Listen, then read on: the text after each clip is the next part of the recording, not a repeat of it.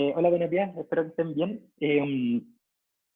Bueno, les comento que el objetivo de esta clase es hacer un ejercicio, realizar un ejercicio tipo certamen. Como les mandé la información en un mensaje hace media hora más o menos, que era un certamen del año 2016, el segundo semestre, que básicamente cumple con los requisitos de una evaluación como la que vamos a hacer la próxima semana, ¿ya? Em, si no han descargado sus archivos que les envié, porfa, descarguenlo. Ya es un punto RAR donde viene toda la pauta, incluido el enunciado y, por supuesto, explicado cómo se resuelve el problema. Y también acabo de enviar otro archivo, un punto M, con un archivo principal que sería con el cual partiríamos para implementar en MATLAB con la idea de no ocupar tiempo en ingresar parámetros y esas cosas que por ahora nos podrían consumir parte de la clase, ¿ya? Eh, por mientras que ustedes lo descargan, si es que no lo han descargado, también les pido por favor que abran MATLAB para que cuando comencemos a trabajar con el programa esté ya cargado. Y si es que lo tienen abierto, si lo están abriendo, por favor que seleccionan como carpeta activa dónde están los archivos con los cuales vamos a trabajar, ¿ya?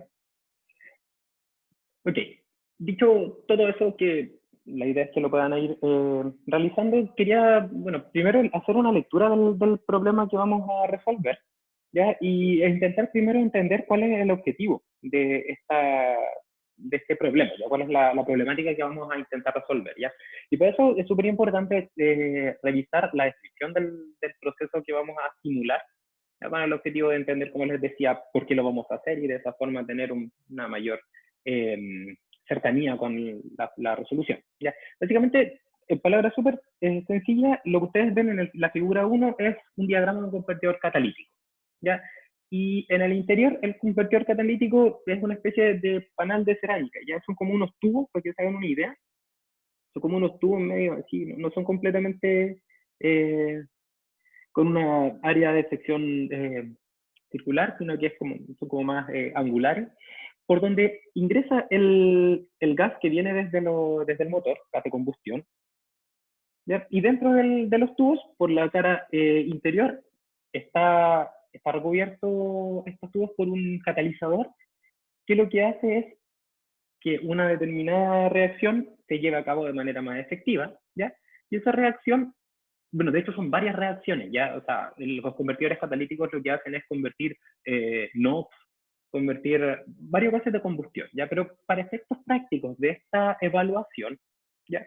La idea es simplemente estudiar cómo el convertidor catalítico disminuye la concentración de un gas en particular que es el CO, ¿ya? Que podría venir de los gases de combustión. Vamos a tener acá que vamos a tener un vehículo que quizás no tiene una combustión tan adecuada, y entonces tenemos una cantidad de CO, la cual cuando salga del convertidor catalítico debiese ser cero, porque la idea es que se transforme el CO, y entonces para eso existe oxígeno, que vamos a asumir que el oxígeno está en exceso, tenemos una concentración de oxígeno tal que no cambia a lo largo del reactor, y de esa forma entonces formar el CO2, que si bien es un gas de efecto invernadero, es un gas inocuo para nuestra salud, ¿ya? No así el CO que se transforma, que se combina con la hemoglobina en la sangre y básicamente asfixia.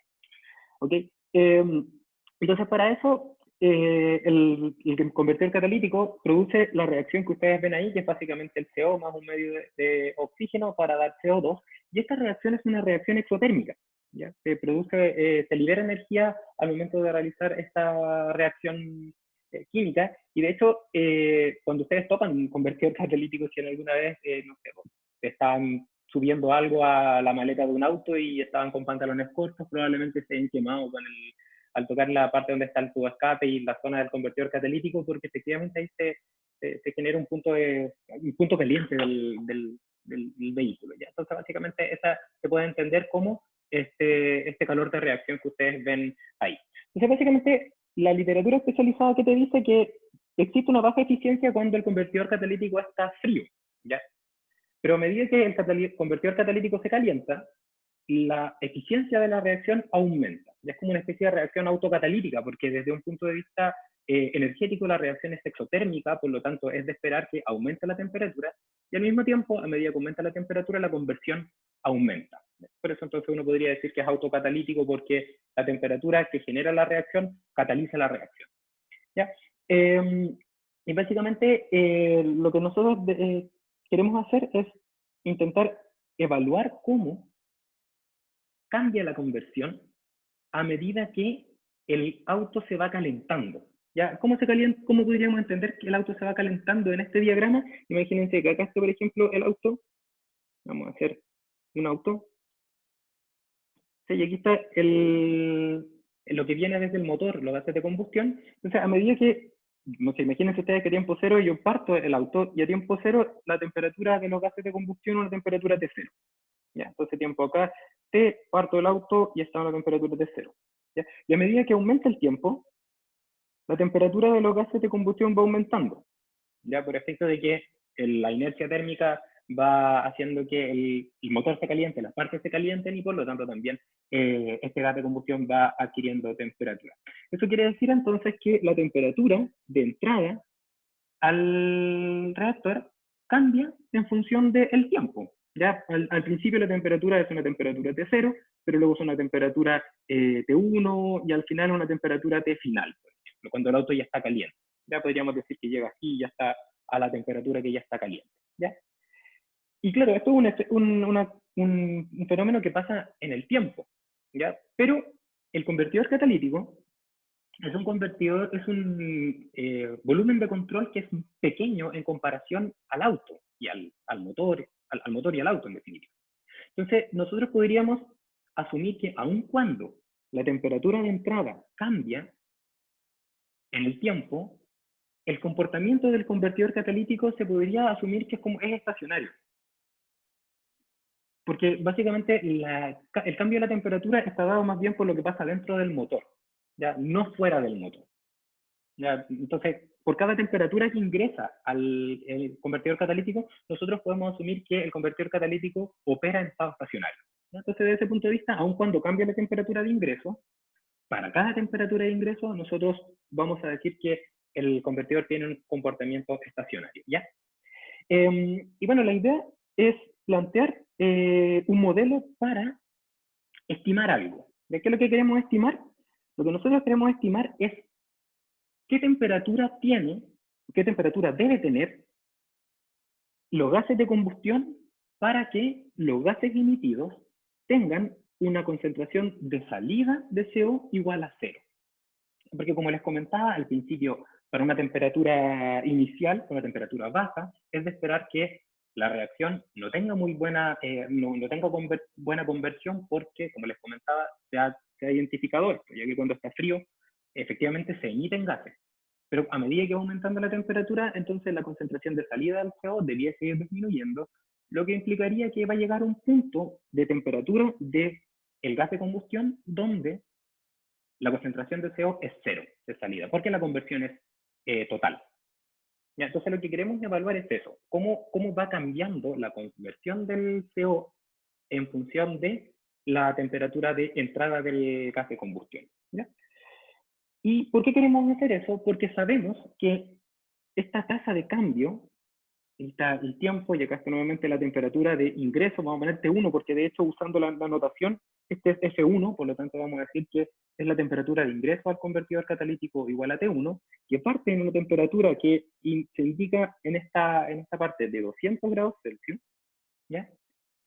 Y aumenta en una tasa, vamos a poner acá una pendiente, de 1 grado Celsius por segundo. O sea, por cada segundo que el auto está prendido, lo que va pasando es que va aumentando 1 grado Celsius la temperatura de entrada.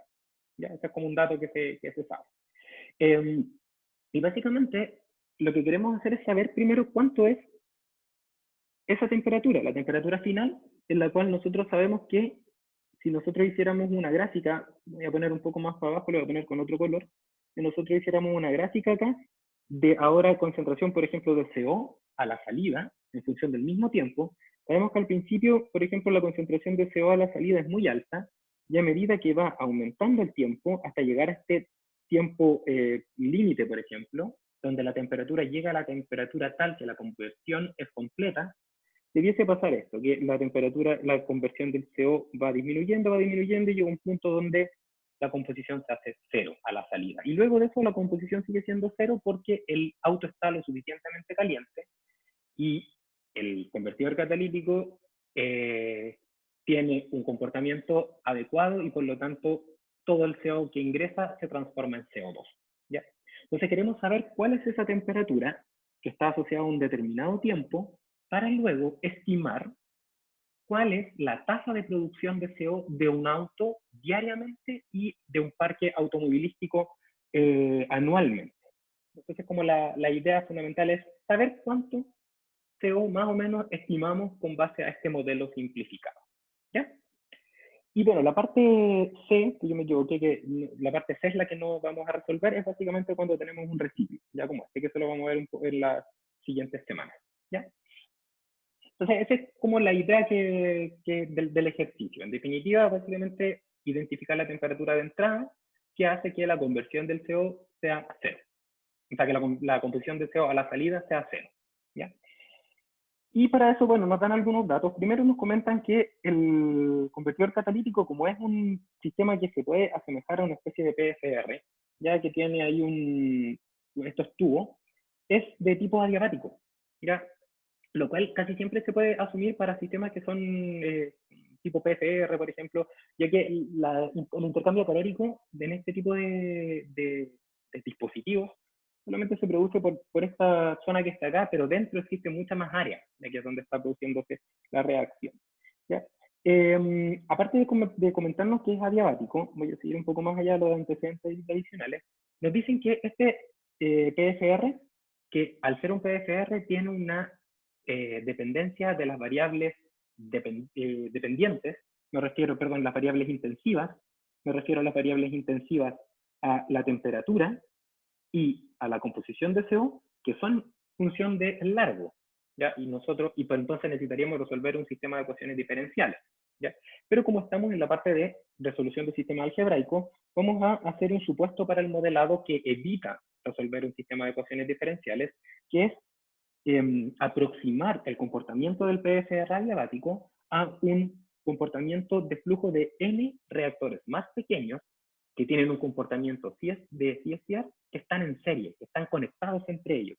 O sea, en vez de resolver este tubo, vamos a asumir que ese tubo es equivalente a dividirlo en varias zonas muy pequeñas, las cuales se pueden modelar con comportamientos completamente mezclados, ¿ya? Y donde el volumen de cada una de esas zonas es aproximadamente el volumen total partido por el número de zonas con la cual yo hago la partición, la división. Ya, si n es 1, entonces diría que un PFR es igual a un CSTR, lo cual no necesariamente es así, de hecho no lo es. Y si n tiende a infinito, entonces el valor que vamos a obtener de este modelo va a ser muy parecido, casi igual, al valor que obtendríamos resolviendo el sistema de ecuaciones diferenciales. ¿Qué más nos indican? Nos comentan que la cinética de la reacción se puede modelar de acuerdo a esta expresión que aparece acá, ¿ya? Donde básicamente nos dicen que la tasa de cambio del CO es una función que depende de un parámetro, de una variable K1, que es una expresión tipo Arrhenius, fíjense cómo está que está ahí, ¿ya? Y está dividida por unos términos donde existe acá la dependencia de la temperatura, ¿ya? Y también existe la dependencia de una segunda variable K1 mayúscula que también tiene una forma tipo Arrhenius, ¿ya? Y estas dos variables que modelan la dependencia tipo Arrhenius tienen una dependencia de la temperatura, la cual es desconocida porque el sistema es adiabático y porque el sistema es exotérmico. Por lo tanto, esa temperatura va a ir aumentando a medida que el gas de combustión va recorriendo el PFR, ¿ya? O lo que es lo mismo, va pasando de un CSTR a otro. ¿Ok? Fíjense que la tasa de cambio del CO está en unidades que son de kilomol de CO, ¿ya? Son kilomol de CO partido por metro cuadrado segundo, ¿ya? ¿Qué es ese metro cuadrado? El metro cuadrado corresponde al área. ¿De qué? De catalizador. ¿Ya? Es el área de catalizador que hay, recuerden, dentro de estos tubos, ¿ya? Dentro de estos tubos hay un área donde se produce, donde está el catalizador, entonces esa área es el área por la cual se está presentando la tasa de cambio del CO debido a la reacción, ¿ya? Entonces, vamos a decir que entonces ingresa acá, sale por allá, y entonces a medida, por supuesto, que yo aumento el área, lo que va a pasar es que voy a tener mayor conversión porque existe mayor cantidad de fenómenos superficiales donde se produce este cambio de CO a CO2. ¿Ya? Y como estos unidades reaccionantes, como dice acá, que se definen por superficie de catalizador, ¿ya? Generalmente la superficie de los catalizadores se definen de acuerdo a un parámetro, de hecho, que se llama área específica. ¿Ya? Y el área específica es una forma no sé si la palabra es adimensionalizar, pero sí de hacer relativa, esa es la palabra, de relativizar el área del catalizador con respecto al volumen del mismo. ¿Ya? O sea, es como cuánta área de este catalizador puedo encontrar por volumen del catalizador. ¿Ya? Y básicamente esta área es, como aparece ahí, de 26.900 metros cuadrados por metro cúbico de catalizador. Eso quiere decir que si yo tengo un reactor de 1 metro cúbico, tengo esa cantidad de área de superficie disponible para el catalizador. ¿Ya? En el caso particular de un convertidor catalítico no podemos tener 1 metro cúbico porque lo contrario andaríamos con una piscina probablemente pegada al auto. El volumen del convertidor catalítico, perdón, en este caso es de ese valor que está ahí, menos de 1 litro, 0,6 litros. ¿Ya? 6.64 por 10 elevado a menos 4 metros cúbicos. Ya eso quiere decir entonces que el área del catalizador sería los 26.900 multiplicado por los 6.64 por 10 elevado a menos 4. Y de esa forma entonces ahí tendríamos los metros cuadrados disponibles para la reacción química. ¿Ya? Y aparte, nos comentan, como estamos haciendo una estimación global, ¿ya? Nos dicen Profe, que en promedio, dígame. ¿el área que sale acá es para todos los tubos en total Sí, sí, o es Valentina, para un sí. solo tubo? No, el área de sección transversal de los tubos te la dan por ahí, que es como un dato. Dice que es aproximadamente 1 milímetro cuadrado de sección transversal. ¿Ya? Pero el dato que nos están dando acá, ya esos 26.900, fíjate que es el área específica del reactor completo, no de cada tubo. O sea, básicamente es, si tenemos 100 tubos, los 100 tubos tienen esa área en conjunto. Ah, ya, gracias. De nada. Y como les comentaba, entonces, como lo que estamos haciendo es una estimación, sabemos que en promedio, ya para los datos de gases de combustión, vamos a asumir que el flujo volumétrico es este valor que está ahí, que también son 1, 2, 3, como 65 litros por segundo. Ya, 66 por ahí. 0,0655 metros cúbicos por segundo, lo vamos a asumir constante, ya porque es un promedio en que la persona acelera, para calentar el auto muy rápido, valores representativos, ¿ya?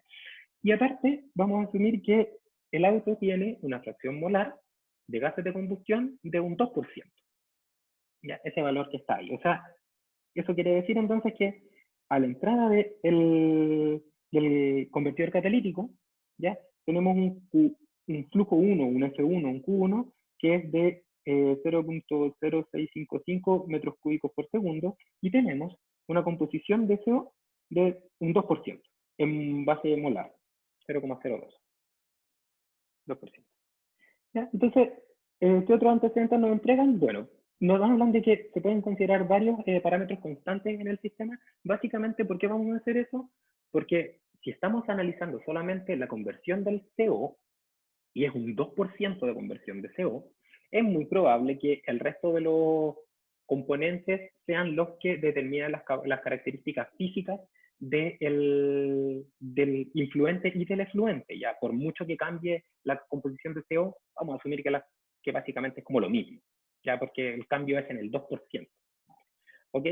¿Y qué otros datos podemos asumir que son, y eso implica entonces, perdón, que vamos a asumir que la capacidad calorífica de la mezcla gaseosa no depende de la composición, ¿ya? Y entonces el valor que yo les muestro acá es un valor, digamos, promedio para todas las temperaturas con las cuales vamos a trabajar, ¿ya? El peso molecular de la mezcla la vamos a asumir constante porque el cambio, como les explicaba, es mínimo. Y también la concentración molar total de la mezcla gaseosa también la vamos a tener, vamos a asumir que es constante. ¿Ya? Igual ese podría no serlo porque existe un cambio de temperatura, por lo tanto debiese cambiar la concentración molar total, pero vamos a asumir que es constante para efectos de los cálculos. ¿Ya? Es una aproximación. Entonces, básicamente, esos son los datos que tenemos disponibles. ¿Ya? O sea, lo que ustedes ven ahora en esta lámina que tienen en su pantalla representa un poco lo que acabo de comentarnos. Tenemos un ingreso de un 2% de CO, un flujo de tal cantidad de metros cúbicos, una temperatura que parte en 200 grados Celsius y se va todo lo que sea necesario hasta que la composición de CO se hace cero a la salida. Tenemos una reacción que es exotérmica, tenemos unos tubos que tienen un área específica de catalizador de 26.900 metros cuadrados por metro cúbico. El sistema es adiabático, ¿ya? Con unas cinéticas dadas por estas expresiones que están ahí, que son un poco complicadas, pero no mucho. ¿Ya? Y por supuesto recuerden que esto está por unidad de área de catalizador. ¿Ya? Tenemos entonces también, conocemos que los parámetros para calcular capacidad calorífica y pesos moleculares son constantes, concentración total también constante. ¿Ya? Y básicamente entendemos que lo que queremos hacer es evaluar a qué temperatura de los gases de combustión de entrada, según habíamos dicho, tenemos que la composición del CO a la salida es cero. ¿Ya? ¿Eso qué implica? Que si yo hago una tabla con temperatura de entrada, por ejemplo, la primera, 200 grados Celsius, ¿ya?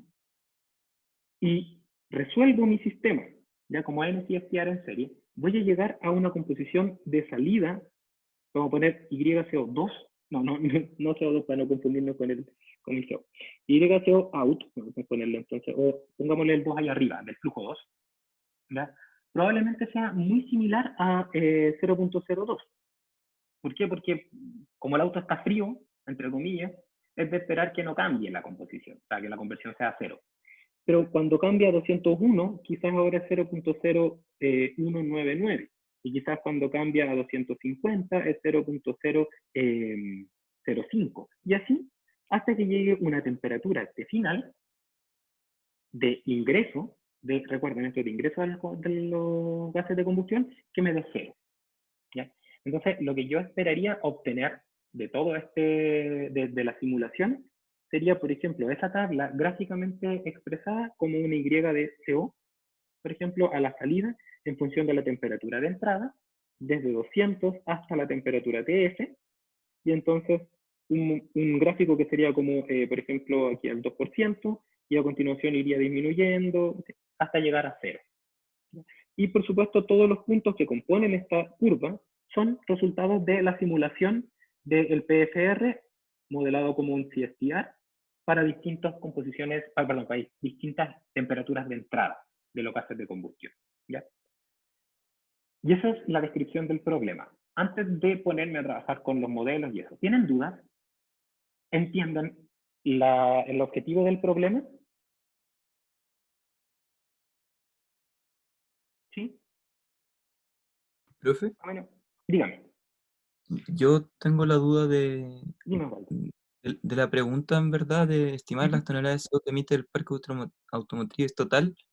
Sí. ¿Cómo, cómo, cómo lo ve si igual el CO está cambiando? ¿O se va a asumir que es que no entiendo bien la pregunta? Ah, ya, pero vale, perfecto, mira. Es una buena pregunta. Ya, primero, antes de eso, Osvaldo, antes de responder a tu pregunta, porque voy a partir de acá, esta parte de la tabla y luego este gráfico, ¿se entiende? Sí, sí, sí. Ya, súper. Ya, entonces voy a partir desde ahí, mira, voy a copiarlo y lo voy a pegar, de hecho. Copiar, y dame un segundo que voy a añadir una página después. Un segundo, ahí estamos. Esto marcó todo. Bueno, vamos a... oh, que de hecho no... Dame un momento, por favor. Entonces voy a partir desde, mejor desde, bueno, creo que este me sirve. Esta gráfica que está acá. Copiar. Ahí sí, pegar. Vamos a poner. Ya. Entonces, a ver, Juan Pablo, yo te comentaba, de hecho al principio de la enunciado aparece, que cada grado que hay entre las distintas temperaturas de entrada, o sea, cada aumento en 1 grado Celsius de las distintas temperaturas de entrada, vamos a poner acá que está F1 con T1, está el PFR y está temperatura 2 con F2, ¿ya? Cada cambio en T1, 200, 201, hasta la temperatura final, implica un segundo. Eso es lo que dice, que la tasa de cambio de la temperatura de entrada es de 1 grado Celsius por segundo. Ya, o sea, si es que nosotros tenemos el auto nuevamente, el auto que está sacando esta temperatura T1, esta temperatura T1, como yo te decía, iba en 200 y iba aumentando con una tasa de 1 grado Celsius por segundo. ¿Ya? Esta es la temperatura y acá está el tiempo. ¿Ok? Entonces, si nosotros somos capaces de encontrar esta temperatura final, ¿ya? Nosotros sabemos que esta temperatura final es una temperatura que partió en 200 grados Celsius y que llegó hasta la temperatura final aumentando en 1 grado Celsius por cada segundo. Ya, imagínate, por ejemplo, que la temperatura final, que no lo sé, no me acuerdo ahora mismo el resultado, pero imagínate, por ejemplo, que la temperatura final fuese 400 Celsius. A esa temperatura, la composición de CO es 0. Acá estamos en 400. ¿Ya? Eso quiere decir que entonces el cambio en la temperatura desde temperatura final hasta temperatura 0 es de 200 grados Celsius, porque partimos en 200 y terminamos en 400, ¿no es cierto? Y eso es equivalente entonces, de acuerdo a esta tasa de cambio, a 200 segundos. O sea, el auto se demoró 200 segundos en no emitir CO. ¿Sí? Sí. Ya. Súper. Entonces, por cada segundo que pasó, por cada segundo que pasó, efectivamente la composición del CO fue disminuyendo. ¿Ya? Y yo puedo estimar para cada segundo que pasó una cantidad de CO que fue expulsada, como básicamente con un F2 multiplicado por YCO en el flujo 2, ¿no es cierto? Y eso, bueno, este sería un flujo molar. Ahí tenemos los moles de CO que estamos expulsando, ¿ok? Por cada temperatura de entrada, ¿ya? En un flujo. ¿Ya?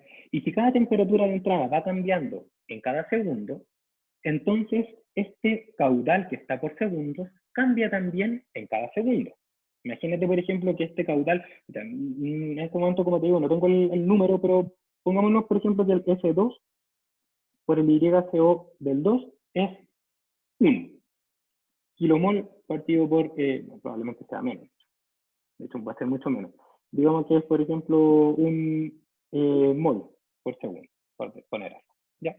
Entonces nosotros sabemos que para una temperatura, esa es la cantidad de CO que se está expulsando. Luego, para otra temperatura, para la temperatura siguiente, va a ser, por ejemplo, 0.08 mol por segundo. Y así sucesivamente, donde yo sé que el cambio que hay entre cada temperatura es de 1 segundo. Por lo tanto, si yo multiplico por 1 segundo, tengo la cantidad. Si yo multiplico por 1 segundo y luego sumo, lo que tengo es la cantidad.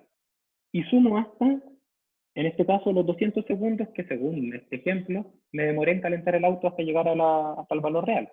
Por lo tanto, entonces tengo, cuando hago la sumatoria, que la cantidad total va a ser la sumatoria del F2 multiplicado por el Y de CO en el flujo 2 para las distintas temperaturas de entrada, desde I igual 1 hasta el número de temperaturas que probé.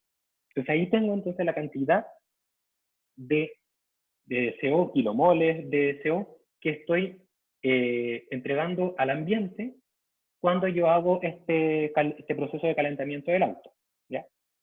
Entonces, ¿qué dice después? El enunciado dice, si tú sabes que diariamente enciendes el automóvil en promedio 4 veces, entonces yo multiplico esto por 4, tendría entonces la cantidad diaria que emite un auto. Si yo eso lo multiplico luego por los 4 millones de vehículos que hay, tengo la cantidad diaria que, estimada, emiten los 4 millones del parque automovilístico, y si eso lo multiplicamos entonces por el número de días que tiene un año, entonces ahí tengo las toneladas de CO que se generan.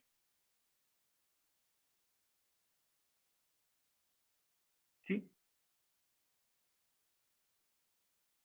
Ya, profe. Muchas gracias. Sí. Bien, Pero, sí. para que te quede la idea, básicamente lo que hago acá es lo que voy a hacer es que voy a integrar esto. Esa sumatoria que voy a hacer es una integral. Igual la podemos ver, les puedo mostrar cómo se puede hacer con una función. Ya. Entonces, dicho esto, Profe, dígame, Valentín. F1 contiene entonces CO y oxígeno, ¿cierto? F1 va a contener para nosotros CO y vamos a asumir que son mucho inertes. ¿Ya? Ah, ya. ¿Por qué inerte? ¿Por qué prefiero llamarlo inerte? Porque si el oxígeno está en exceso, ya la cantidad de oxígeno que se va a utilizar para transformar el CO va a ser despreciable en relación al flujo total. Y también, por ejemplo, acá hay CO2 y hay óxidos de nitrógeno y hay una serie de cosas que, como les comentaba, en esta simplificación estamos subiendo que solamente el convertidor catalítico transforma el CO en CO2. Por lo tanto, entonces simplemente lo voy a considerar como inerte. Ya, profe. Ya. Súper. Entonces, bueno, lo primero es el modelo. ¿Ya? Y el modelo, bueno, ustedes lo tienen por supuesto en la pauta que les envié, pero quería intentar reforzar esto de cuando trabajamos con modelos que son tipo NCSR en serie. Porque básicamente cuando trabajamos con un PSR debiésemos aplicar métodos numéricos para resolver ecuaciones diferenciales, porque el modelo al cual vamos a llegar debe ser algo así como un DI a de z es igual a una función, Y entonces tendríamos que resolver esto con el método de Euler, método de Runge-Kutta, que vamos a ver un poco más adelante. Pero como no estamos viendo eso en este curso todavía, entonces lo que vamos a hacer es que vamos a utilizar una aproximación que nos permite aplicar lo que ya aprendimos en el resto de o sea, en la parte más, en la parte teórica, ya en los ejemplos que han resuelto, que es básicamente asumir que en vez de resolver un sistema que es continuo en el eje longitud, vamos a resolver un sistema que es discreto en el eje longitud, y en cada punto discreto del eje longitud existe un CSTR, un modelo de flujo tipo CSTR, que el modelo de flujo tipo CSTR se describe como aquel reactor o aquel recipiente en el cual las variables intensivas tienen un comportamiento que no es función de la posición. O sea, básicamente la variable intensiva acá, por efectos de la mezcla, es homogénea. O sea, la temperatura del reactor 1 va a ser igual a la temperatura de salida del reactor 1. La composición del CO del reactor 1 va a ser igual a la composición de salida del reactor 1. Y así, en el reactor iésimo, el CSTR iésimo, acá entonces va a estar la temperatura del CSTR iésimo y va a estar la composición del CO en el CSTR iésimo, el cual va a ser temperatura de salida del mismo y Y del CO del mismo. Y, siguiendo la nomenclatura, lo que ingresaría al CSTR sería lo que viene del anterior, o sea, TI menos 1, YCO de I menos 1. ¿Ya? Y así hasta llegar hasta el flujo de salida. ¿Ok? Y que vamos a asumir también, como les decía, puesto que no existe como se puede considerar un sistema que es diluido y el cambio de moles es tan pequeño en comparación a la cantidad del total de lo que no es CO, vamos a asumir que el flujo molar va a ser constante, porque es casi despreciable lo que va acá. ¿Ya? Y cada CSTR tiene un volumen, que no es el volumen total del PFR, sino que es el volumen total partido por el número de CSTR que nosotros vamos a resolver. ¿Ya? Y ese N, una pregunta que aparece siempre es, ¿cuánto vale ese N? El N tiene que ser un número grande.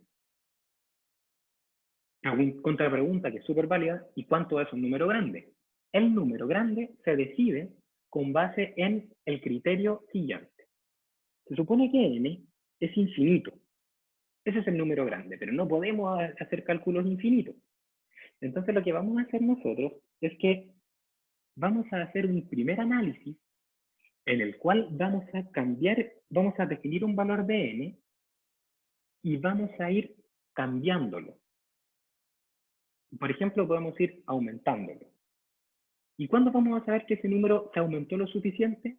Cuando las características del flujo de salida no cambien con respecto al cambio que estoy generando en el número n. Porque desde ese punto de vista uno dice, ok, si el n es 100, por ejemplo, si elijo un n 1000, no veo modificaciones en el flujo de salida. Por lo tanto, yo asumo que el n100 ya es lo suficientemente grande para, con la precisión de cálculo, obtener resultados que son constantes. ¿Ya? Entonces, ese n que uno decide es un n que tiene que ser grande y se puede iterar. Uno puede probar distintos valores de n hasta que los resultados no cambien. Yo digo, ok, ahí está. ¿Ya?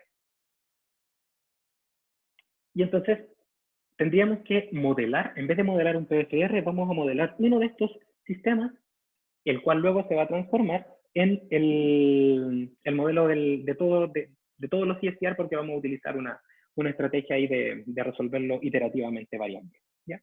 Entonces, como yo les explicaba, lo que a mí me interesa es identificar la composición de la salida del CO. ¿Ya? En el PFR y por lo tanto en cada uno de los CSTR. De esta forma, entonces, si yo requiero estimar la composición del CO a la salida que le voy a poner Y sub I, porque estamos asumiendo que el único componente que nos interesa es el CO, ya entonces vamos a evitar estar escribiendo CO a cada rato. Y sub I, entonces va a ser la composición del CO a la salida del CSTR iésimo. Y entonces, para ese CSTR iésimo, que está expresado en ese círculo que ustedes ven ahí, entonces yo tendría que la entrada y la salida serían el mismo flujo volumétrico. ¿Y cómo sería el flujo volumétrico? El flujo volumétrico sería, perdón, el mismo flujo molar, disculpen. Sería un Q, que sería el flujo volumétrico. Esto sería, por ejemplo, los 0.0655 metros cúbicos por segundo que aparecen en el enunciado, el flujo volumétrico. Y lo vamos a multiplicar por moles, porque la fracción que nos entregan y la que necesitamos está en moles. Y aparte, porque estamos trabajando con reacciones y las reacciones es bueno tratarlas como relaciones de moles.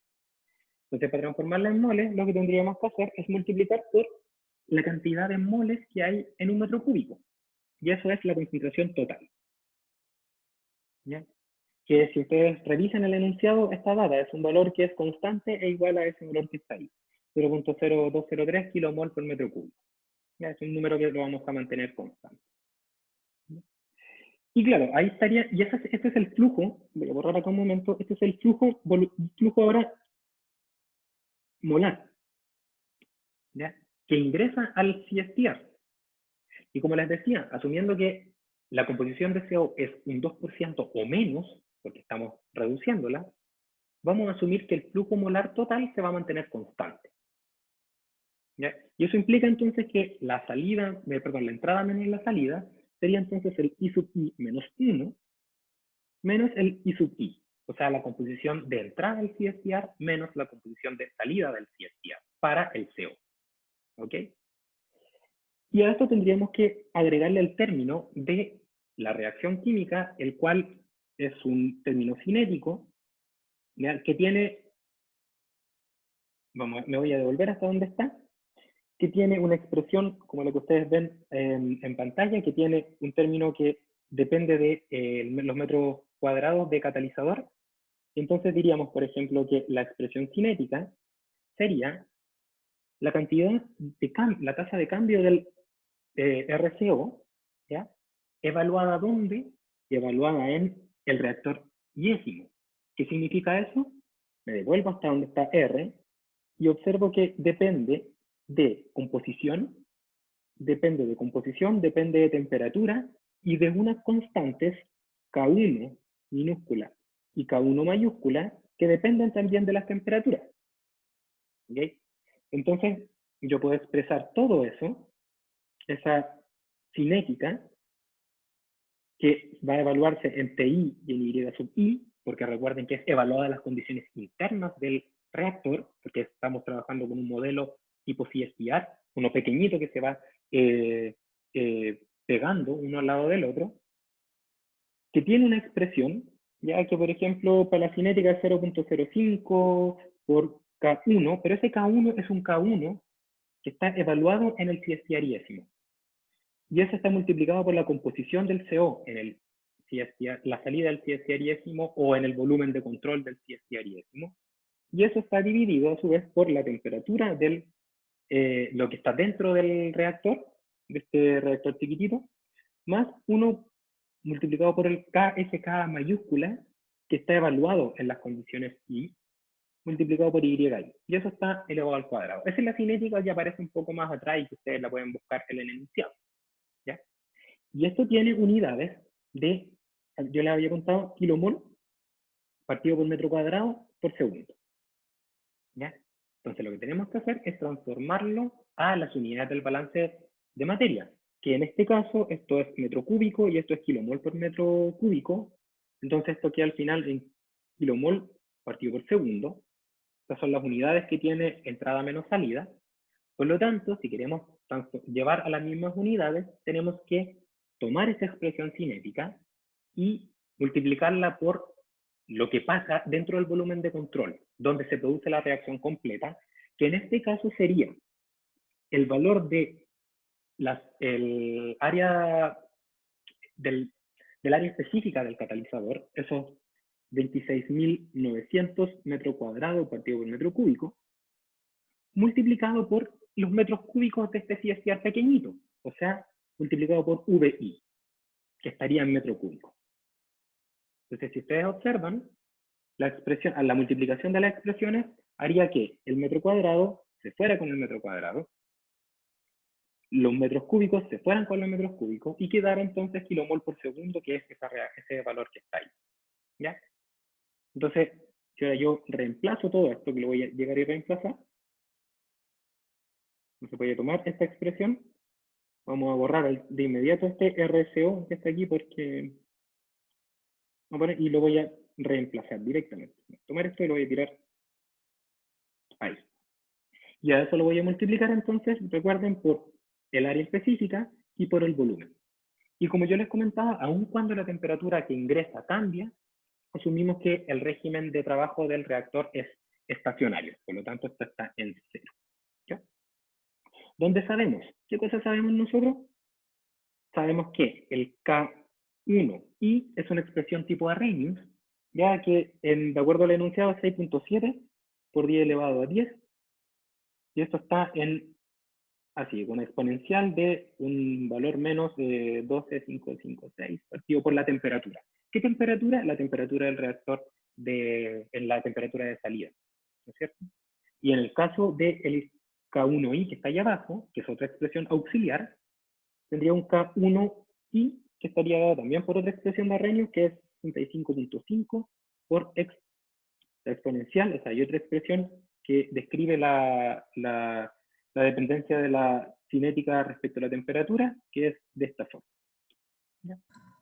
O sea, si observan, dígame, Ricardo, bueno. ¿Nos falta una, en el K chiquito, nos falta una R o ya está considerado en el número de arriba? Considerado, Ricardo, ya está considerado. Es el 12.556 energía de activación partido por R, ya viene listo. Ya, ok, eso. ¿Ya?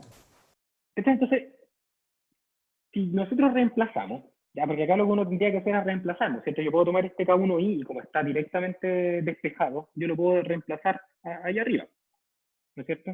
Y también puedo hacer lo mismo y lo puedo reemplazar allá arriba, ¿ok? Entonces, si observan, toda esta expresión tiene, y aquí el análisis de grados de libertad que voy a hacer es resumido, ya si quieren ver el análisis de libertad, de grados de libertad paso a paso, revisen el enunciado, ya, pero yo me voy a saltar algunos pasos. Si yo tomo las expresiones que las voy a marcar con asterisco y dos asteriscos, y las reemplazo en el balance de materia por componente, ¿ya? Se va a ir como incógnita K1 mayúscula y K1 minúscula, de inmediato, porque no van a aparecer, porque las estoy reemplazando, ¿ok? Entonces, para el análisis de grados de libertad, que debiese hacer, va a quedar como variables el Q de entrada, ¿ya? Que es una variable, que la vamos a mantener fija, pero es una variable. Va a quedar también la composición de entrada y la composición de salida, ¿ya? Y aparte, va a quedar como incógnita la temperatura. ¿Ya? Y como ecuaciones tenemos una. ¿Por qué conté una? Porque tomé las expresiones asterisco y las reemplacé. O sea, ya no se cuentan como ecuaciones porque reemplacé. ¿Ya? Que es el balance de materia por componente. Por lo tanto, los grados de libertad que tengo son, tres. ¿No es cierto? Que serían las 4 variables menos la ecuación. Y esos 3 grados de libertad serían el valor de el Q, porque es un valor que me tengo que dar, va a ser un dato. El otro valor que es un grado de libertad sería el y menos 1, porque se supone que es un valor que tengo que haber obtenido desde el CSTR anterior. Y la otra variable que todavía queda por describir es la temperatura de salida. ¿Ok? ¿Y cuál es la variable que quedaría descrita por este balance? El y, porque yo lo definí de esa forma. Entonces, básicamente, ¿qué digo yo? El Q es un dato. El y sub i va a ser un dato si es que yo resuelvo el CSTR, si es que yo resuelvo primero el CSTR i menos 1, porque ya lo resolví, ya sería un valor conocido. ¿Ya? Y el TI tendría que entonces describirlo mediante un balance de energía. Y el balance de energía al CSTR iésimo es reparecido al balance de materia por componente, al CSTR iésimo, solamente que, bueno, tendríamos que considerar los efectos de la energía que ingresa. ¿Ya? Entonces, haciendo los supuestos correspondientes, o sea, efectos térmicos importantes, no potencial en relación a la potencial y a la cinética, nos va a quedar que la energía que ingresa sería la entalpía, y vamos a asumir entonces que esa entalpía, como es un sistema que tiene flujo, por lo tanto es entalpía, sería igual al flujo volumétrico también, por la concentración total, ¿ya?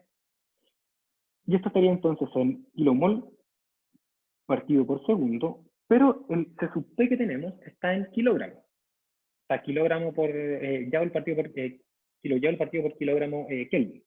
Por lo tanto, tengo que multiplicar también por el peso molecular, que es constante, y acá sería entonces la resta de de las dos temperaturas, de entrada y de salida, porque estamos asumiendo, perdón, me falta un C sub P, un C sub P, que es constante, multiplicado por el TI menos 1, menos el TI.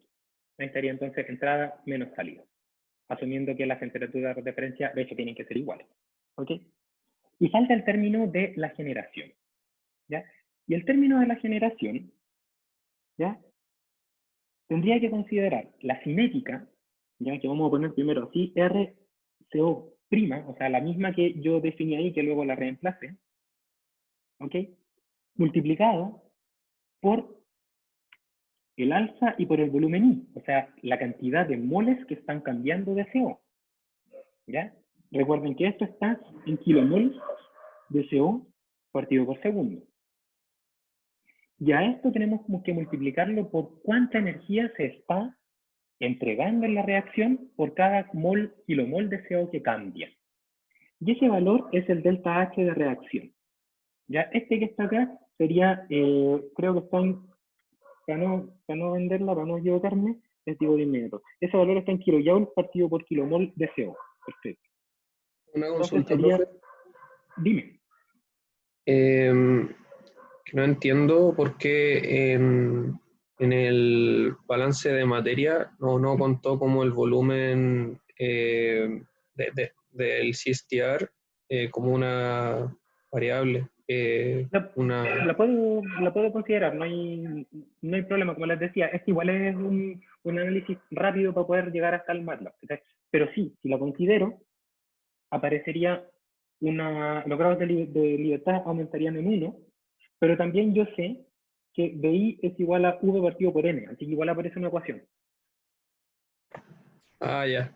Igual los grados de libertad se mantienen, ¿ya? Como yo les explicaba la otra vez, el análisis de grado de libertad debe llevarnos al mismo resultado, ¿ya? Pero la consideración de qué consideramos como dato y que no es un asunto más como de orden mental. O sea, si a ustedes, por ejemplo, tiene que aparecer el BI porque lo voy a modificar, porque voy a cambiar el valor de N, entonces tienen que ponerlo. Pero recuerden de poner la ecuación correspondiente.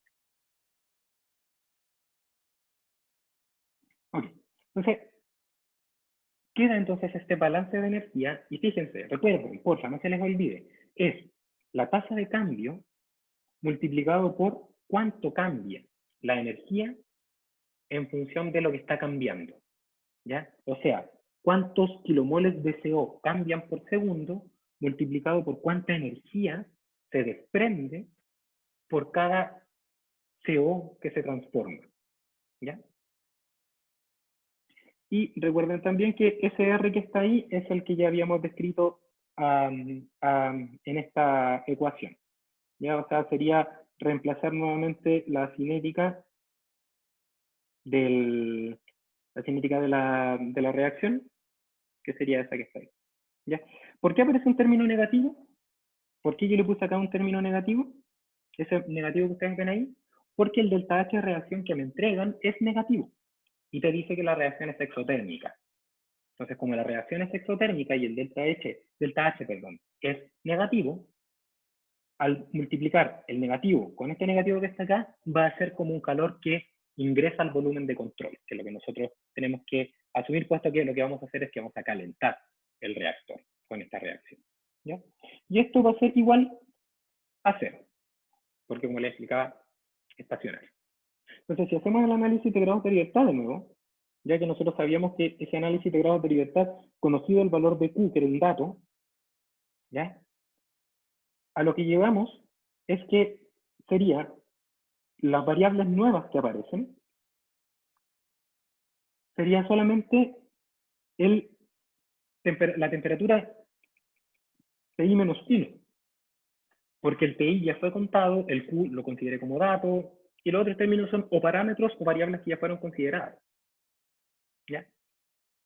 Y entonces tenemos como variable extra una, como ecuación, balance de energía, que es una, por lo tanto los grados de libertad que me quedan eran los 3 que habían antes, más la nueva variable, menos la nueva ecuación, que seguirían siendo 3. Pero estos 3 ahora son el Q, que se mantiene, que yo sé que es un dato, así que no hay problema, y ahora sería el y menos 1, que es el mismo que aparece ahí, y ahora aparecería el TI menos 1. ¿Cierto? Pero ¿qué sabemos de estas 3 variables? Primero, el Q es un dato. El y menos 1 se obtendría del modelo al CSTR I menos 1. Porque para resolver el CSTR iésimo, primero tengo que resolver el anterior, el I menos 1.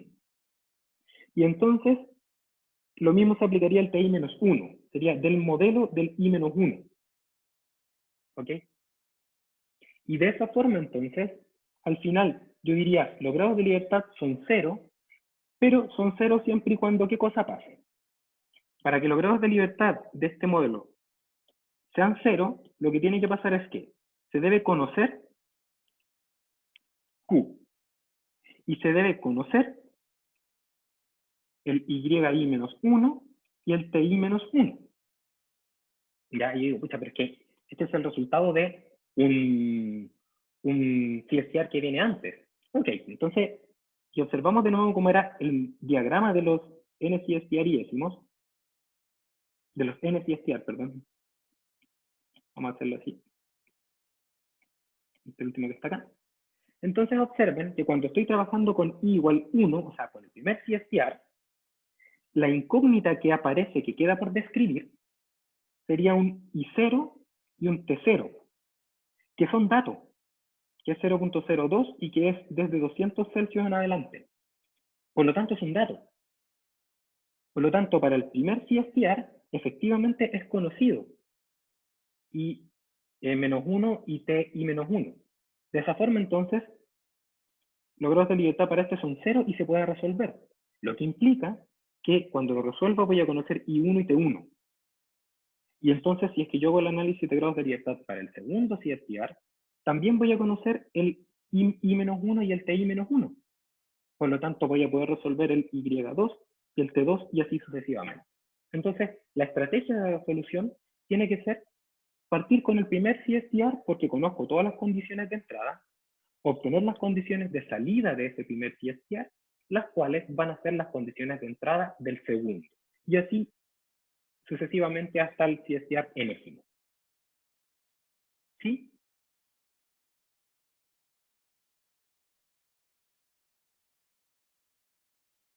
Asumo que sí. Ya. A ver, vale, y con respecto, por ejemplo, al efecto de la presión, para este problema sí lo vamos a asumir despreciable. Ya vamos a asumir que la presión es constante. De hecho, si observan, la presión aparecería en la concentración total, porque es un gas. Pero vamos a asumir que es constante. ¿Ya? Lo lógico sería agregar a esto un cambio en la presión, y para eso entonces tendríamos que agregar una ecuación que describiera la pérdida de carga. ¿Qué ecuaciones se utilizan para la descripción de las pérdidas de carga? Por ejemplo, en medios porosos, la ecuación de Erwin. La ecuación de Erwin relaciona un flujo con una pérdida de carga.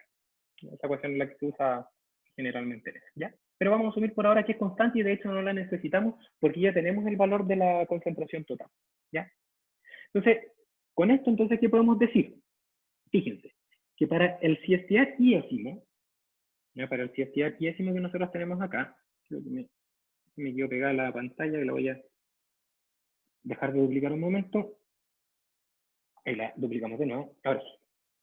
Para el CSTR iésimo, nosotros tenemos, ¿cuáles son las dos ecuaciones que tenemos? F1 va a ser el balance de materia por componente, y F2 va a ser el balance de energía, perdón. Tenemos dos ecuaciones que describen el comportamiento, el modelo del CSTR iésimo, ¿ya? Y como tenemos dos ecuaciones, tenemos dos incógnitas. ¿Cuáles son las dos incógnitas? X1, incógnita 1, sería la composición de salida del CO del CSTR iésimo, y el X2 sería la temperatura de salida del CSTR iésimo.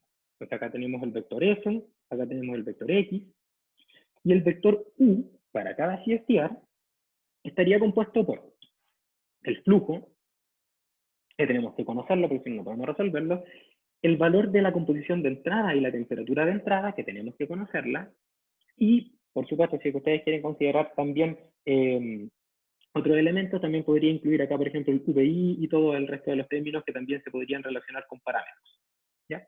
Pero lo importante de esto al final es que el modelo del CSTR tiene dos ecuaciones y tiene dos variables, dos incógnitas. Y las otras incógnitas, que son y las otras variables, que son las de entrada al CSTR, son el resultado, en este caso de la concentración y la temperatura, de haber resuelto el CSTR anterior. ¿Ya?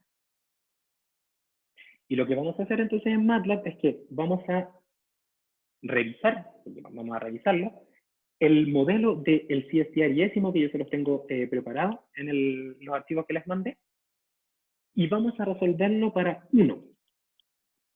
Y luego lo vamos a generalizar para desde 1 hasta n. ¿Ya? Y lo que haríamos finalmente es generalizarlo para 1 hasta n, para temperaturas que va desde 200 hasta temperatura que va hasta el valor de la temperatura final de entrada. ¿Ya? Bueno, entonces, en resumen, lo que debiésemos hacer es primero, entonces, modelar el CSTR iésimo. Después tendríamos que simular un CSTR iésimo. Después tendríamos que, y esto por supuesto para un valor de T1 fijo. Luego lo que tendríamos que hacer es simular n CSTR, para por supuesto un T1 fijo. Y luego lo que vamos a hacer es que vamos a simular n CSTR para T1 distinto. En ese orden de complejidad. ¿Por qué en ese orden de complejidad? Porque si yo tengo un modelo, y ese modelo me sirve para simular uno, entonces puedo decir que el trabajo de modelado y simulación de la unidad y está bien. Entonces lo que hago es, como esta parte ya está ok, entonces ahora sigo con la siguiente parte, que es resolverlo varias veces. Y si esto está bien, entonces lo que hago es resolverlo para distintas temperaturas. De esa forma, ordeno las fuentes de errores que puedo llegar a tener. Porque si me equivoco, por ejemplo, en el punto 4, y el punto 3, 2 y 1 están buenos, entonces el problema está en cómo cambié la temperatura. Entonces esa estrategia de separar el nivel de dificultad de los problemas les puede servir para enfrentarse de manera, digámoslo así, como sana, resiliente, a el problema que van a resolver, ¿ya? Entonces, mi mensaje acá es, antes de ponerse a trabajar, la idea es identificar las distintas dificultades que uno se debería enfrentar al momento de resolver el problema completo y abordarla de manera independiente y secuencial, paso a paso, ¿ya? Si la abordamos de una sola vez, si hay un error no vamos a ver dónde está, ¿ya? Entonces, voy a compartirles ahora, debiese compartirles mi escritorio, ¿ya? Y les voy a mostrar entonces lo que yo les mandé. Entonces, a ver, en este momento ustedes debiesen ver en su pantalla el archivo que yo les mandé hace poco, que es el main en clases, ya que es básicamente donde están todos los parámetros, ya viene todo más o menos armado, ya para no perder tiempo, como les decía, en esa parte. ¿Lo ven? Profe. Ya. Voy a tirar para abajo esto. Ya. Entonces, este archivo main que está acá, lo que hace, bueno, fundamentalmente, define las variables conocidas, o sea, la temperatura de entrada, fíjense, que lo paso a Kelvin porque en la cinética y en todos los cálculos se trabaja con Kelvin. Está el flujo de entrada, el I-in, la composición del CO en fracción molar, el volumen total del PFR, el número de CFR que voy a utilizar, que son 100, ¿ya? Algunos parámetros que son de relevancia, que es la energía de activación, la energía de reacción, que es la reacción exotérmica, y es igual en este caso a menos 2 por 10 elevado a menos 5. Este es el valor que corresponde. Sí, menos 2 por 10 elevado a menos 5 kilojoule partido por kilomol. El área específica, bueno, todos los parámetros que están ahí. ¿Okay? Y ustedes tienen, fíjense, el volumen de cada reactor, VR, que es el volumen total partido por el número de CFR. Entonces, a partir de eso, lo que uno hace primero es formar este vector de entrada. Este sería el vector de entrada U de variables conocidas del primer CFR, del CFR 1, ¿ya? El cual requiere la temperatura de entrada, el flujo volumétrico, composiciones y tamaño del reactor. Y por supuesto están los parámetros del modelo, que sería el delta H reacción, el área específica, peso molecular, T sub P y la concentración total. Y como vamos a resolver el problema, necesitamos que un problema de 2×2 necesitamos darnos 2 iteradores, ¿ya? El primer iterador correspondería a la composición molar del CO a la salida del CFR-ésimo, que vamos a resolver el primer CFR a la salida del primer CFR, y la temperatura a la salida del CFR. Esos dos valores que están ahí representan entonces el I, vamos a ponerlo con el I0, o sea, la composición, el iterador inicial del I sub I, y sería el otro el T sub I0, o sea, la iterador inicial de la temperatura de salida. ¿Ok? Y ahora lo que voy a hacer es que voy a abrir otro archivo que les mandé que se llama convertidor. Ya que el archivo convertidor, la función convertidor, es donde está el modelo. ¿Ya? Entonces, el modelo es el mismo que les mostré. Ya tiene como X1 es la composición de salida, X2 es la temperatura de salida, los U son las variables conocidas, o sea, las variables del influente al CFR-ésimo, los parámetros, los que les comenté recién, los K1 mayúscula y minúscula están ahí reemplazados, y acá aparece la cinética también reemplazada. Ya es lo mismo que les mostré en el dibujo, o sea, en la PPT, pero ahora en MATLAB, implementado. O sea, simplemente es escribir código. ¿Ya? Y finalmente tenemos las dos ecuaciones. ¿Ya?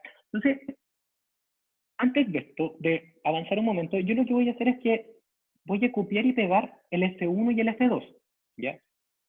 Y quiero hacer algo. Lo voy a comentar. ¿Ya? Esto es lo que, con el que está en el archivo que ustedes tienen, es con el cual vamos a trabajar. ¿Ya? Pero quiero hacer lo siguiente. Quiero mostrarles cómo es el resultado que se obtiene si es que uno trabaja con un balance de materia y un balance de energía, el cual no se ha adimensionalizado. ¿Ya? O sea, si es que uno lo implementa directamente. ¿Ya? Entonces voy a hacer unos cambios aquí rápido. Y básicamente, fíjense que lo que acabo de hacer es transformar el modelo que aparecía en el... el Benjamín pregunta si el volumen era 6.64 por 10 elevado a menos 4. ¿Y yo qué le puse, perdona? Sí. Bueno, vamos a poner 6.64. Vamos a ver qué pasa. Ya. Gracias, Benjamín. Lo que quiero hacer, como les decía, es primero implementar directamente el modelo que se obtiene de hacer el modelado y el análisis de grados de libertad. Entonces voy a modificar un poco el código que les había mandado, de tal forma de implementarlo directamente. Fíjense que no se mareen mucho con lo que estoy haciendo, sino más bien con el resultado que quiero llegar. Bien. Es Q por la concentración total, fracción de entrada menos de salida, menos el volumen por el área específica por el R, que era el modelo al cual habíamos llegado. Y el otro es lo mismo, Q por la concentración total, por el peso molecular y por el C sub T, por Tin menos T out, que sería el T, menos la cinética multiplicado por delta H de reacción. Lo mismo que habíamos llegado antes. ¿Ya? Voy a guardar. ¿Okay? Y lo que voy a hacer en este mind en clases es que voy a hacer el ejercicio de probar la función convertidor ahora con este cambio que le hice, que es básicamente implementar el modelo directamente, balance de materia, vamos a poner balance de materia al CO, y aquí estaría entonces el balance de energía. ¿Ya? Entonces, voy a evaluar el valor de la función convertidor para el iterador, no lo voy a resolver, voy a hacer un F-test. Le voy a poner acá F0 test. ¿Ya?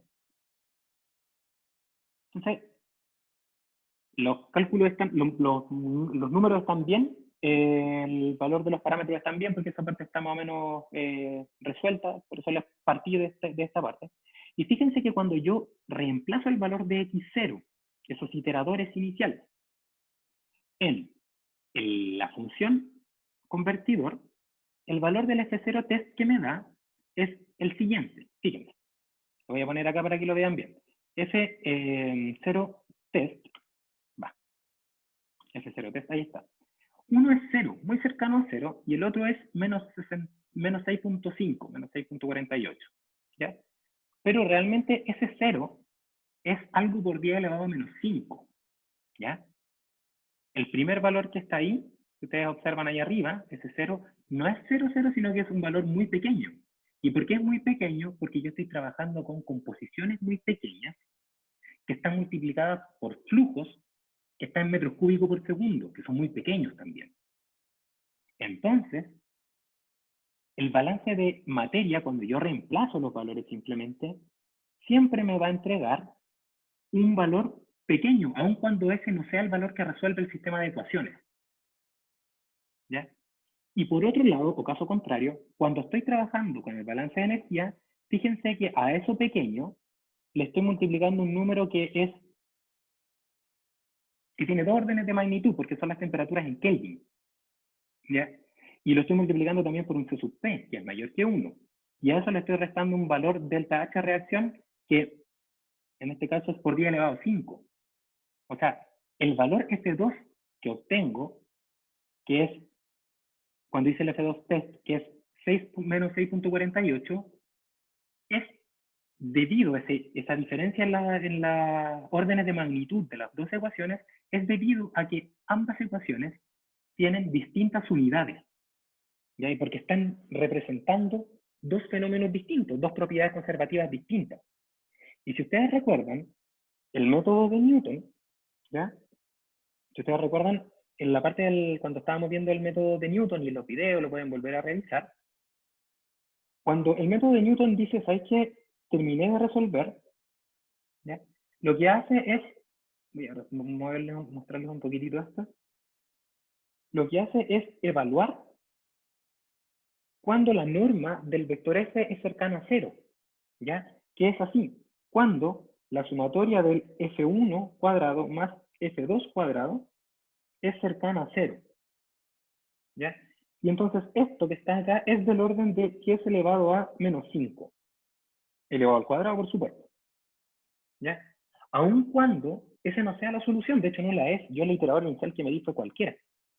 Básicamente, el valor que tengo acá, 10 elevado a menos 5, no es la solución, por lo tanto, el 0 de este F1 es un 0 que quizás es por 10 elevado a menos 10, y por el otro lado tengo un balance de energía que es del orden de 10 elevado a 1. ¿Ya? Entonces, cuando yo tomo estas dos sumas, básicamente, independientemente de la composición del CO, siempre eso va a ser cercano a 0.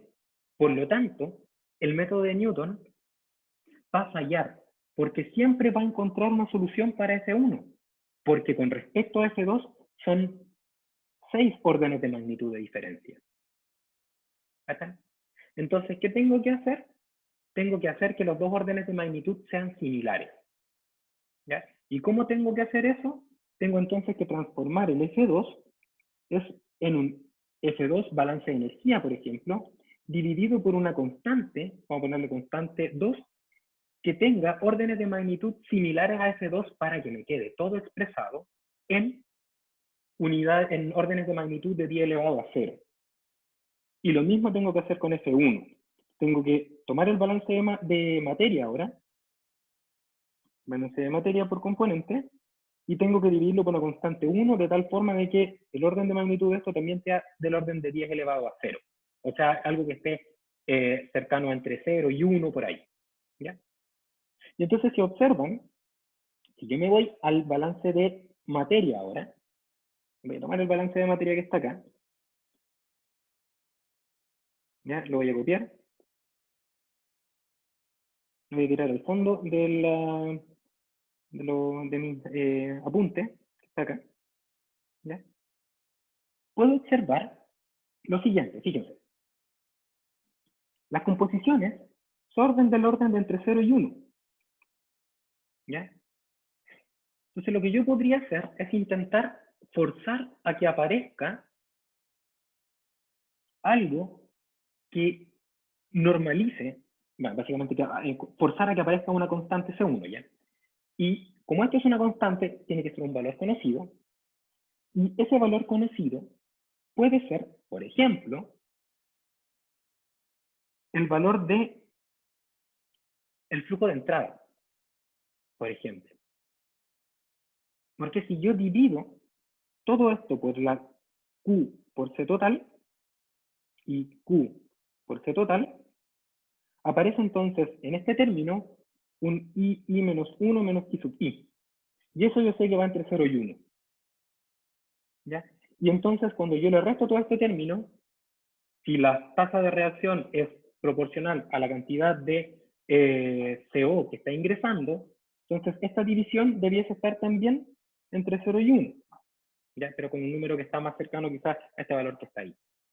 Y por ejemplo, si estoy trabajando con que el I menos 1 es distinto de 0, yo puedo entonces dividirlo por el Y menos 1. Y al hacer eso, entonces aparece acá un 1. Entonces yo sé que eso es del orden de magnitud de 1. O sea, básicamente, la constante por la cual yo estoy dividiendo puede escogerse como la propiedad conservativa de entrada. Porque eso es una constante para el modelo. Porque yo la conozco cuando resuelvo el modelo. Y lo mismo puedo hacer con el balance de energía. El balance de energía que está planteado de esa forma puede ser adimensionalizado si yo defino como una constante C2 todo eso. Porque si yo divido por eso, al final me va a quedar 1 menos temperatura I partido por temperatura TI menos 1, o sea, una razón de temperatura. ¿Ya? Y ahí se me van a ir los órdenes de magnitud que hacen de que el balance de energía sea tan distinto al balance de materia. ¿Ya? Y es justamente lo que aparece acá, fíjense, en el escritorio. Acá. Lo que yo les había dicho, me voy a ponerle quit debugging, si me voy a la función convertidor de nuevo, y ahora comento lo que acababa de hacer, y descomento lo otro, observen de que ahora aparece un término 1 restando a lo que sale, y es porque lo que hice fue dividir por las características de entrada. por las propiedades conservativas de entrada, porque son conocidas. ¿Ya? Entonces guardo esto. ¿Ya? Y ahora sí, si yo vuelvo a hacer un F-test, ¿ya? Voy a hacer de nuevo un F-test.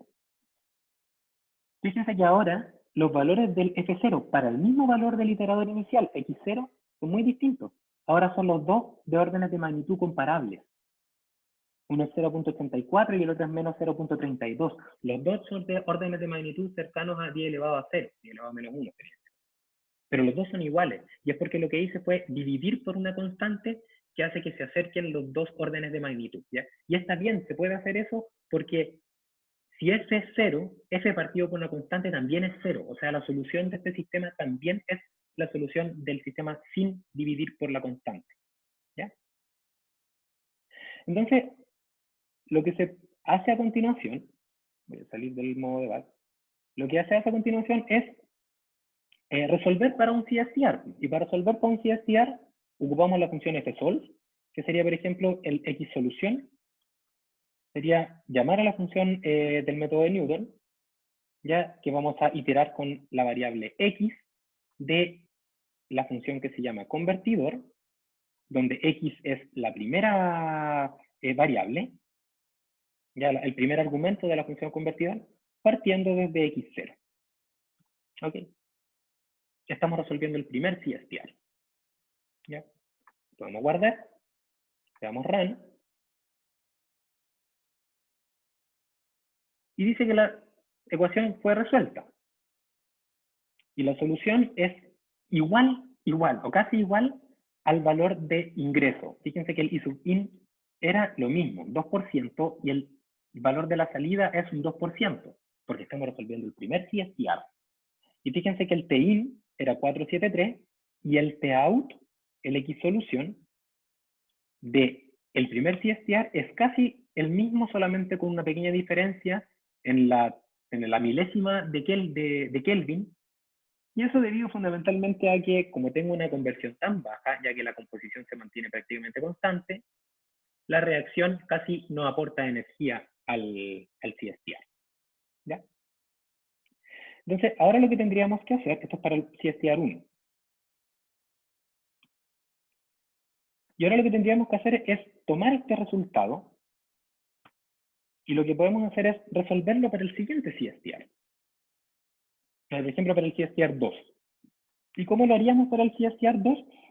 Lo que podríamos decir es que la solución del primer CSTR, xsol1 le voy a poner ahora, va a ser lo que modifique el valor de U. Voy a tomar el valor de U y lo voy a agregar allá abajo de nuevo. Pero ahora ese valor de U va a ser el que ingresa al segundo CSTR. ¿Y dónde tengo que cambiar?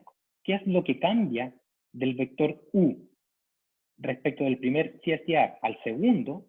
Es que ahora, en vez de ingresar I sub in, va a ingresar la composición del CO que sale desde el CSTR1. O sea, para el siguiente CSTR, el valor de entrada de la composición de CO va a ser la solución del anterior.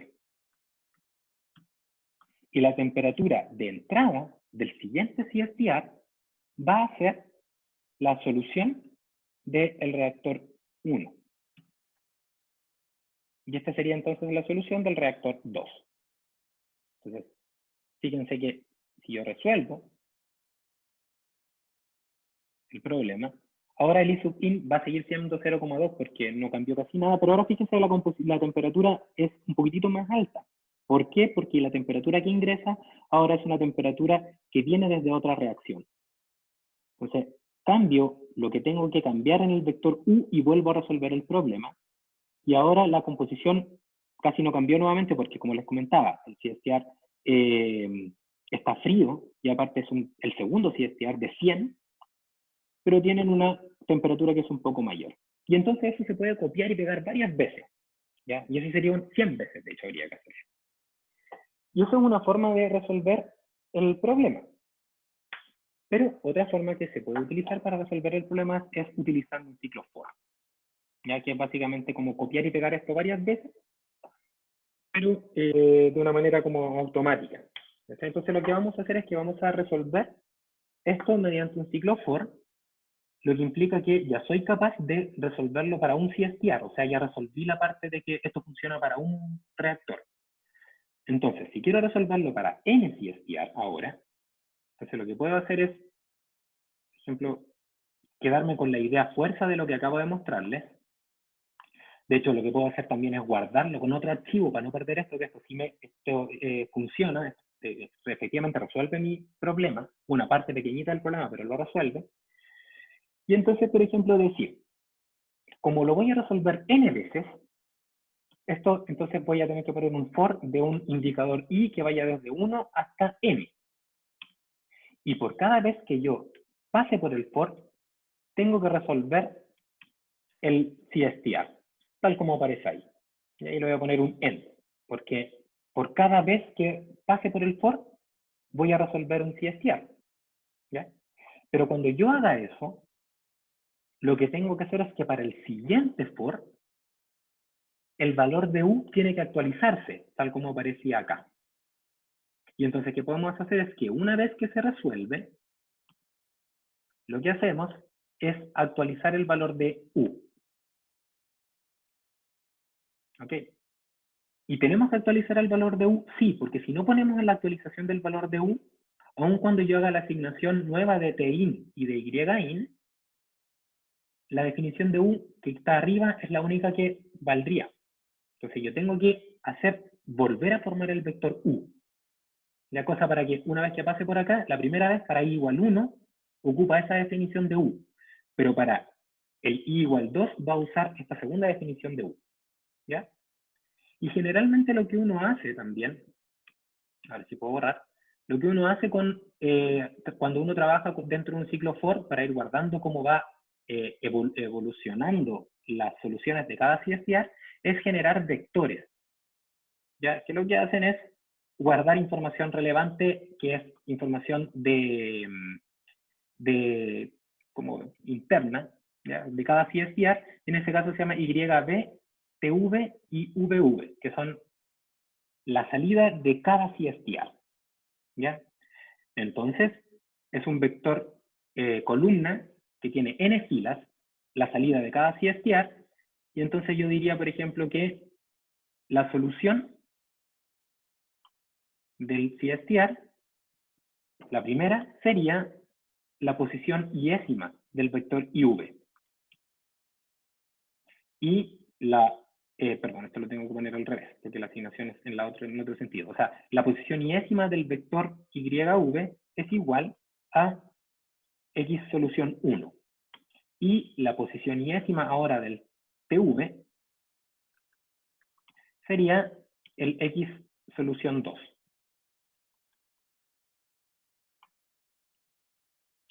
¿Ya? O sea, voy guardando. Y también acá aparece un vector VB, que básicamente sería como ir guardando cómo va aumentando el valor del volumen a medida que vaya avanzando en el CSTR. Y básicamente podríamos decir que es como una especie de, podría ser algo así como un VR, el volumen del reactor, multiplicado por I. O sea, primer CSTR sería para el volumen VR, 2 por VR y así. O sea, ir avanzando a lo largo del reactor PFR. ¿Ya? Generalmente lo que uno puede hacer también es actualizar el valor de X0. ¿Ya? De tal forma que en la siguiente iteración, el X0, vamos a poner acá, X0, va a ser el valor que solucionó el reactor anterior. ¿Por qué uno hace eso? Porque si el reactor es chiquitito, es de esperar que la solución del anterior se parezca mucho a la solución del siguiente. Por lo tanto, partir de un iterador inicial como ese ayuda. ¿Ya? Se guarda acá. ¿Ya? Y lo último que uno tendría que hacer es plotear. ¿Ya? Lo voy a hacer rápido y bueno, ustedes tienen el código para el resto de los elementos que aparecen. Entonces vamos a poner simplemente la figura 1, que sería la conversión, sería el Y, sería el VB, o sea, el volumen versus la composición de CO, ¿ya? Y lo que vamos a hacer es que vamos a hacer lo mismo con la figura 2, pero ahora vamos a graficar la temperatura. Figura 2, que sería entonces el volumen, y en el eje Y sería la temperatura. ¿Ya? Se le damos Run, y me aparece un error. ¿Qué es? Porque me equivoqué. En el X solución. Claro, porque es la X sol. Porque me equivoqué porque la salida es X sol, no X sol 1.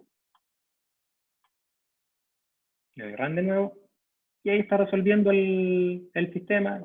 Se va a demorar, son 100 CSTR, pero básicamente lo que estamos haciendo es saltando de uno al siguiente, al siguiente, al siguiente. Fíjense lo que da. Da una composición que va disminuyendo a medida que va aumentando el volumen del reactor, y una temperatura que va aumentando a medida que va aumentando el volumen. Y si yo, por ejemplo, le cambio la temperatura de entrada, en vez de 200 le pongo 300 grados Celsius, vuelvo a repetir el problema, lo que va a pasar es que ahora, terminando de resolver, es que, fíjense lo que pasa, que si es que la temperatura es 300 grados Celsius, de entrada, el reactor baja su composición, y llega a un punto donde la fracción molar del CO es 0, y se queda en 0. ¿Ya? Eso quiere decir entonces que la temperatura del auto para el cual ya no se observa CO es menos de 300, está entre 200 y 300. Y uno puede ir iterando, o lo que uno puede hacer es ir modificándolo el valor de temperatura de entrada con otros ciclos por. Por ejemplo, si le pongo 250 ahora, temperatura, ya, va a estar resolviendo, y va a aparecer otro perfil. ¿Ya? Entonces la idea de este ejercicio es justamente eso, buscar el valor donde la composición se hace 0. Acá en 250, nada, o sea, cambió súper poco. ¿Ya? Y para eso entonces pueden trabajar con un ciclo for, y ese ciclo for, si quieren evaluar cómo se hace con el ciclo for, pero ahora el ciclo for que cambia la temperatura de entrada, es el archivo mine que está en el fichero que yo les mandé, en el punto .rar que les mandé, ya donde ahí se hace un cambio en la temperatura desde 200, desde 200 hasta 300. ¿Ya? Eso sí que hay un pequeño error porque el volumen dice que es 2.64 y como decía Benjamín es 6.64. Básicamente vamos a tener otra temperatura, eso es todo. Ya, y si le doy run a lo que va a hacer es que va a iterar para distintas temperaturas de ingreso, y lo que van a tener ustedes es un perfil. ¿Ya? Entonces, y con eso uno podría dar respuesta a la pregunta que les comentaba hace un momento. ¿Ya? Entonces, con este ejemplo, con esta revisión del ejemplo, terminamos la clase. La evaluación va a ser algo como esto, ni más fácil ni más difícil, ¿ya? Porque básicamente tiene todos los aspectos relevantes. Fíjense, modelar un sistema reaccionante en el cual cambian las condiciones de entrada, y evaluar cómo afectan las condiciones de entrada a las condiciones de salida. Eso es lo que va a entrar en el certamen. ¿Ya? Y ahí está el resultado. Básicamente, la temperatura final es a los 300 y algo, para este ejemplo. ¿Ya? Eso. Con eso terminamos la clase. ¿Tienen dudas?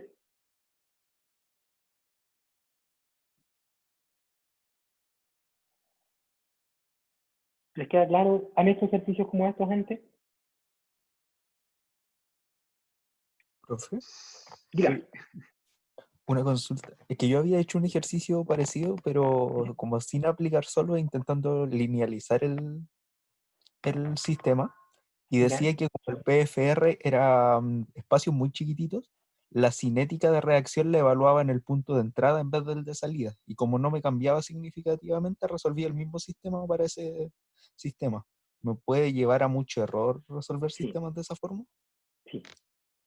Sí, y aparte porque es un error conceptual. O sea, porque más que el error numérico que uno pudiese llegar a tener, también hay un error conceptual. Porque básicamente cuando nosotros trabajamos con modelos de flujo tipo perfectamente agitado, el resultado tiene que ser, o sea, la evaluación dentro del volumen de control es lo que sale, no lo que entra. Ya, de hecho, intenta evitarlo, de hecho. O sea, quizás da un valor cercano, pero conceptualmente no es correcto, es algo así como plantear un balance de materia volumétrico, ¿cachai? Si bien en algunos casos es verdad, ¿cachai? Conceptualmente siempre es falso. ¿Cachai? Ya, entiendo. Eso. Pero bien, o sea, efectivamente, si es que son muy chiquititos los espacios, debiesen parecer. Sí, mira, Gracias. Matías me pregunta también si me puede preguntar lo que me envió por correo acerca del funcionamiento del MATLAB. Ya, mira, a ver, Matías me escribió un correo que dice que, por ejemplo, estuvo haciendo un ejercicio de un evaporador, o creo que era un evaporador, ¿no es cierto, Matías? Sí. Ya, sí, efectivamente. Y le aparecen valores que son complejos, como una parte compleja, parece. Cuando grafica, el gráfico solamente te entrega la parte real, solamente lo hace así. Ya, ya. Mira, ¿cuándo les puede aparecer una parte compleja?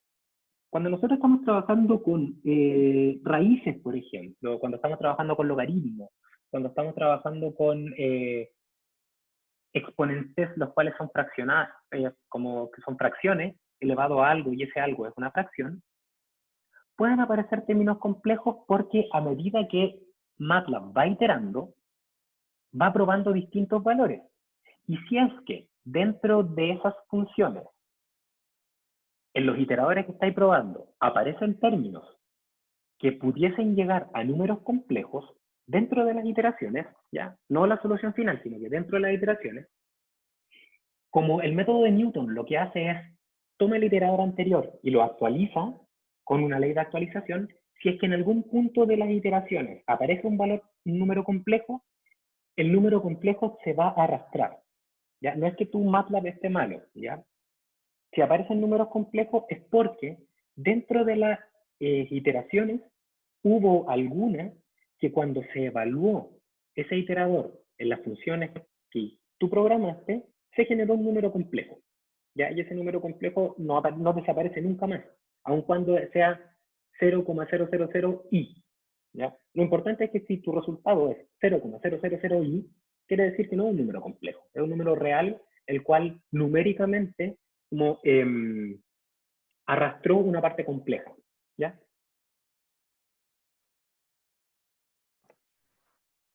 Ah, ya, profe. Sí, pero no se preocupe. De hecho, por ejemplo, si hiciste algún ejercicio de evaporadores, aparece un delta t medio logarítmico que uno dice que aparece como utilice la expresión de Chen. No sé si han cachado que en alguno de los certámenes aparece eso. ¿Ya?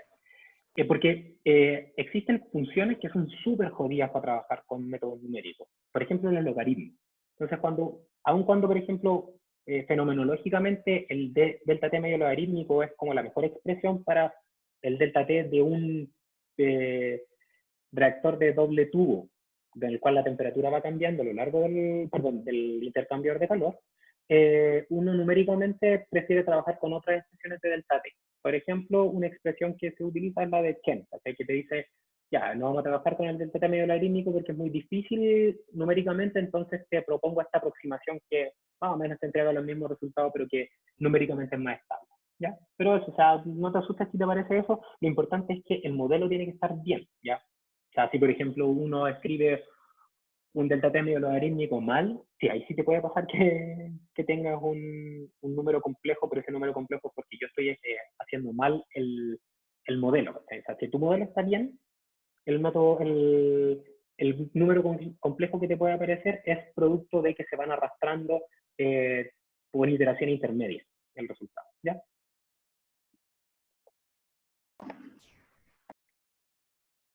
Entonces, Sí, dime, Valentina. que yo intenté hacer el ejercicio de la clase pasada ¿Ya? y en un minuto que ayuda y vi la resolución que usted había mandado y tuve problemas porque salía que había un tema con el IC, como que no estaba definido. Y yo lo intenté hacer sola y no me funcionó. Mándamelo por correo, la foto de lo que te aparece y yo te respondo. Ya, ¿Ya? ya, gracias. Eso. Ya. Ya lo tengo que hacer ahora porque tengo clases de ADI ahora. Que les vaya súper bien, nos vemos el próximo martes. El próximo martes voy a responder consultas, ¿ya?